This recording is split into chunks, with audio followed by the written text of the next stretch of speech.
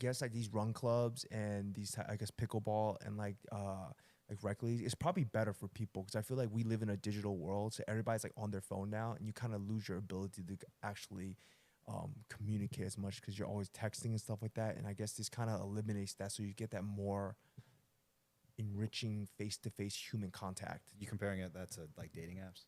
Yeah. I feel like 100%. Yeah, with like dating apps, you don't really get like emotions. Someone may say something that might strike emotions in you, but like you don't get that like human element in it when you're like.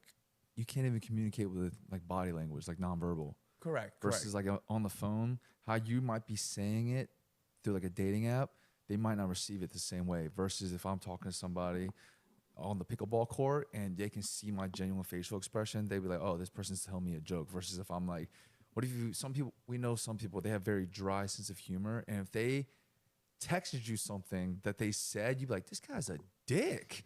But you see their face when you say it, and you're like, oh no, he's just like a dunce and he just has a very dry sense of humor. So I definitely agree with that. It's just like that human face-to-face Human action. element. Yeah. Human element. That's the way I see it. I've seen on TikTok too, they're like kind of like scratching the dating apps and partaking more in like those clubs and activities. A lot of people are like ditching the dating app movement. That's what I think the term. I don't like use back dating. to the old ways. Correct. But I guess it's probably gonna be a wave. Watch if this is just a phase, and then the dating apps will make a resurgence and everything. Because from what I see like some like people talk on TikTok and stuff. They say like the dating apps now is no longer about helping people like find a partner. It's about them making money. Mm-hmm. You know, because at the end of the day, they're a business and they want to make money. So it's kind of like breadcrumb you, so that you have to pay to get like all the other features to find a partner. They capitalize on love. I think based on that, it's probably going to be like, when it comes to this, like dating apps and rec leagues, it's probably going to go, dating apps aren't very authentic, I guess you could say. And there's like paywalls and stuff.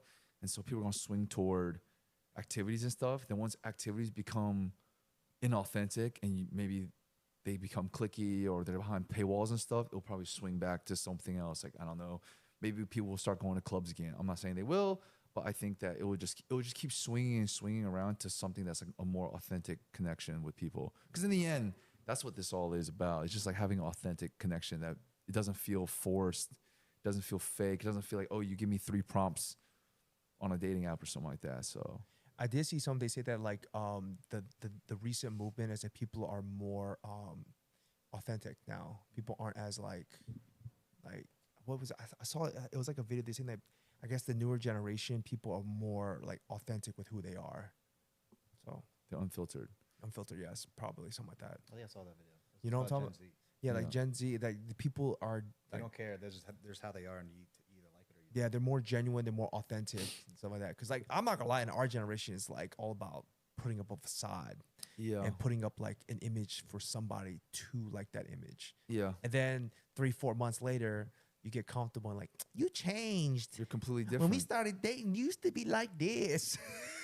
Someone's okay. I'm just kidding. I was like, Dan, you referenced that twice, but I'm kidding with you. It's a very common issue though. Yeah. That is very true.